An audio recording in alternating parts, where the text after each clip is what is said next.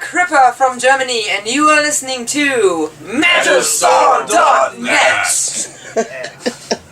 Thanks. This is your guys' second time on the cruise? Yeah, that's right. And is there a difference? Have you noticed a difference already between the first time and the second time? Yeah, it's been 3 years. Other than that? I'm on board. And Garrett. Yeah. We had a different lineup when we, the first cruise that we played was, the very first cruise, it was 2011, and like Jonathan, he was becoming a father, like he was having a baby, and so he couldn't be with us, so we had, Chris was our like stand-in guitarist then, and we had a different bass player, and now we're like in a real current lineup here, and that's pretty awesome. The forum rats on the official 70K forum named the newcomer award the Cripper Award. That was so sweet. You guys obviously found out about that. What was your reaction when you found out? I got goosebumps. Honestly, like that was so cute. Like, I don't know. I kind of imagine like what a Cripper, like a Cripper award should look like a Cripper like an animal or whatever. Like maybe I don't know. What's about the antagonist thing? Imagine I think a ripped out heart as in fur. I think it has something to do with beer, at least. It has something to do with beer. Yeah, maybe it's a golden glass of beer or something like that, and you know. A golden glass of dark beer. A dark glass of golden beer. No, it was awesome. Like I mean, 2011, we were the smallest, or one of the 2 or 3 smallest bands on the cruise, and it was such a good opportunity for us, and what we thought a unique opportunity to present us to fans from Colombia, Chile, and North America, because we were only touring in Europe, and so like to know that they thought that we were an amazing band, it was really cool. What kind of challenges do you see with playing on a cruise compared to a normal venue? Like, backline, or, you cannot bring this or you cannot bring that? Well, actually, it's more or less common, like whenever we fly to a show, then we need to pack very well, depending on like the sizes of the gear and everything that we bring with us, and we can't forget anything, because we can't go back and, oh, I forgot something, I need to go back. Oops, no. But other than that, I don't know. We can't play our guitar. Yeah, and we put our set list in plastic for the pool deck, because last time I remember that even the gaffer tape like came loose because of the salty air, and like I think it was the second song or so that my set list just flew off into the ocean. So we won't tape them this time. No, we will tape like strings and attach them somewhere. Now, you guys started in 2005? Yeah, that's right. What made you decide to play thrash metal in this day and age? Just thrash. Yeah, it just came on the table. I mean, always with Jonathan, we were studying together, and it was just one of our favorite types of music, one of our favorite styles, and we just started jamming on guitars, and then we were looking for the other guys, and we were kind of complete. And in whole, we just got this, whole intention that it has to do with something with catchy riffing and that. And in fact, it's maybe it's not just thrash metal. It's it's mixed up with other types. So right. Yeah, this is what I was just gonna. How would you describe your genre? Because it's not. It's more maybe modern thrash, or. I think it's to keep the long story short. It's a bit more just name it thrash. But we got more influences in modern thrash metal than in 80s stuff. That's what I think. But it's just that comes to mind. It's just a cocktail of different styles. So who were your major influences when you started playing? Yeah. It was maybe Testament, The Haunted. Exodus. These are the thrash bands. Maybe there are some more death metal bands, or some even bands that are not totally into this extreme metal scene as well.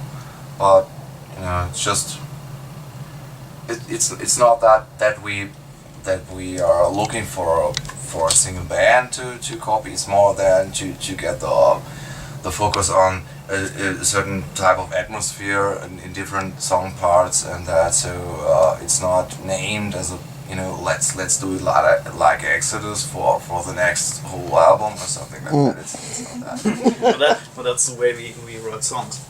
Well, let's play a Pantera riff. Yeah. On this part, we need some more more what the fuck haunted riff. vibes in it. Yeah, it just depends on the riff. Yeah, it's good for communication. Yeah, it makes communication easier, Yeah. like to talk in genres or bands, like because like for when someone says I need like a really thick doomy riff, like it may be something else, like for Jonathan and for Christian. So like we talk in bands, but yeah. And then too, your last album came out in 2012. Are you writing already? Is there any word? What's the scoop? What's the scoop? We are actually constantly writing songs because we write the songs together in our rehearsal room, just like the five of us. That's probably not the easiest way to do it because it's like a marriage of five, and like we fight a lot about like, no, it was to be like this, and let's try this, and blah blah blah. So actually every song that we put on an album is at least written 4 times. there is more thrash in the trash than it's on the album. And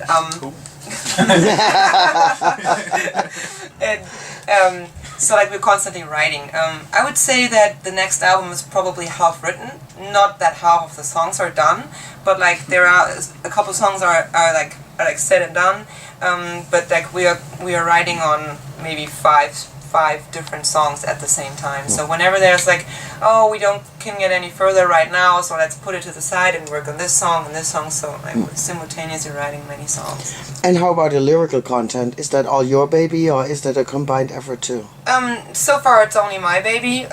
Like I don't know how I would feel if someone stepped up to me and like said like, oh, I wrote some lyrics, would you mind like going through it? And I'm pretty sure I would, but it's always very difficult to sing someone else's lyrics when you're used to singing your own, because like your phrasing and everything, that's like you have it in your hand as you write the words, and you have it also in your throat when you sing it. So I was doing some guest vocals for the upcoming Drone album actually like a few weeks ago, and that was so difficult to sing someone else's lyrics. So. Now, do you have an idol as far as a female, harsher vocalist? Actually, I don't. You don't? No. I mean, I've got people that I think that are really good singers on this album, on the song, and regarding lyrics and whatever. But I it changes from time to time. Like sometimes I think like, wow, like this person has like a real good growl, and the other one a really good scream. So it's a variation of many singers. Like when I started, I didn't have that one female singer. I was like, oh, I want to be like her. Like it's just didn't happen. Now, since you guys are a younger band, how important is social media to you guys as a younger band, as an advertising tool, as a whatnot ever? Do you see the business these days without the social media aspect of it? Impossible. I mean, it's like the more work you put into it, the more you get out of it, of course, and people decide where they want to look you up. So you either have the choice to not happen on like social media channels like Facebook or whatever, and then they won't find you, but we are a band and we want people to listen to our music, so whatever works. We would just provide what people perceive what they want, and then I mean, we write news about our band, and to me it doesn't matter if I post it on Facebook or share it on Twitter or whatever. Like True. Now you guys are also without a label. You are managed and your stuff get distributed by SAOL. Is there anything positive or negative with this approach? What is your take on this? We've never had a record deal, so I don't know. we put out our last. And Cripper is looking for a label. We would never say generally no to that, but so far like it's working well. But who knows what the future brings? Like we are not set yet what will happen with the upcoming record. So like we look what will work best for it, and if an offer arrives, then we should look into it, and maybe we even start looking like, I don't know, it's a little early for that. Speaking of upcoming record tours after the record is out, any plans after this cruise then too, as of yet? The upcoming festival season. That's probably what we're looking forward to the most, and then at the same time finish songwriting, going into the studio, and then so far I don't know, can any one of us look beyond the next album? We try to plan kind of when we should be finished with songwriting and go to the studio, but that's not possible, and we never do deadlines for ourselves or something when we don't have to. So it's that, as Britta said, that we do the songwriting all together in the rehearsal room and throw so many stuff away, so much stuff, and then it's better to have time, to have enough time to have the feeling that the songs are really done and really have had enough time to develop. And so I think it's not good to say we have to be finished to a certain date, but yeah. But we definitely love to tour. Yeah.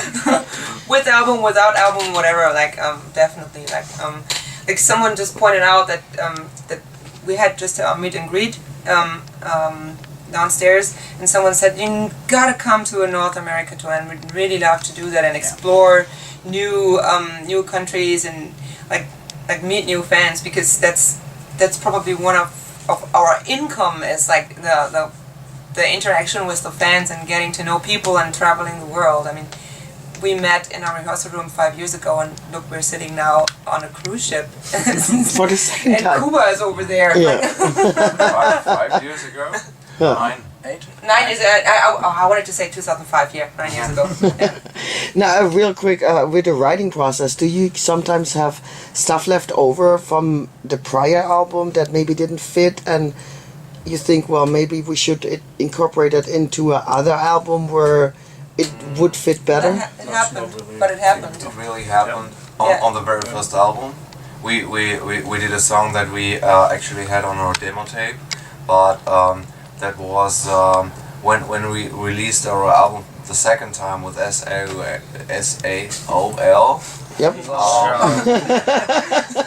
Then we got this song new recorded on the album as a special edition bonus track, but I don't think we made it later on that way, because we, I know it's always when we decided not to do a certain song, it just wasn't. It's not that it doesn't fit into a concept. It's more that it's not good enough or something. I don't know. Not a complete song, but perhaps some single riffs or ideas or something. I think we did that on the demo. Yeah, that happens all the time. We got something like a song that is not actually a song. It's more kind of a bunch of ideas, and we recorded that in our rehearsal room, and we laid it down, and afterwards, maybe just 1 or 3 years later on, we just spent a year on it, and we said, okay, that riff might be cool on our song that is now in the working process, and it might be fit into that. That happens all the time. We always trying to write the songs.